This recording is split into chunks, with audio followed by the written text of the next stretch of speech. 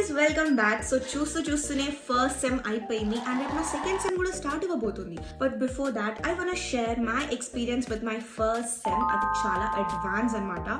Because నేను books కొనలేదు, నా సిలబస్ అంతా గూగుల్ డ్రైవ్ లోనే ఉంది.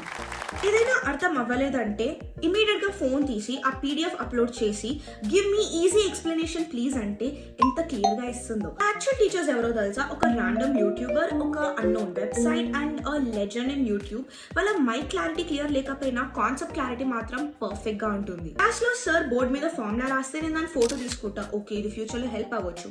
బట్ ఇన్ ఫ్యాక్ట్ ఆ ఫోటో లాస్ట్ కి రీసైకిల్ బిన్ కే వెళ్తుంది కానీ నా బ్రెయిన్ లోకి మాత్రం అస్సలు వెళ్ళదు. ఇప్పుడు అసలు టెక్స్ట్ బుక్స్ యూస్ చేయట్లేదు కానీ అదే 10th క్లాస్లో ఏ టెక్స్ట్ బుక్, ఏ publisher, S Chand, R D Sharma, R S Aggarwal, అది మాత్రం బాగా గుర్తుండేది.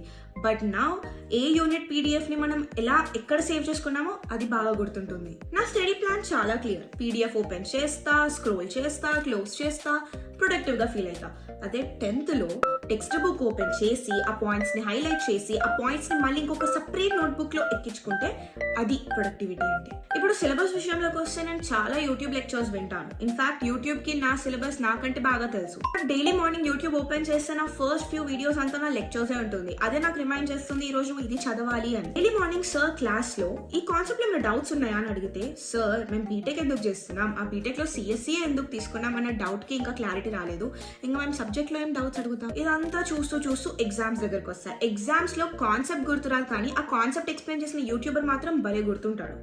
బట్ దానికంటే ఇంపార్టెంట్ ఇన్స్టాగ్రామ్ లో ఏ రీల్ ట్రెండింగ్ ఉంది అదైతే top notch. So at last exams అప్పుడు బుక్స్ హెల్ప్ చేసేయాలో తెలియదు కానీ యూట్యూబ్ మాత్రం నా సర్వైవల్ కి బాగా హెల్ప్ అయింది. So yeah, this is how my first sem went. ఇలా అయ్యింది. నా సెకండ్ సెమ్ ఎలా అవుతుందో చూద్దాం. Till then by.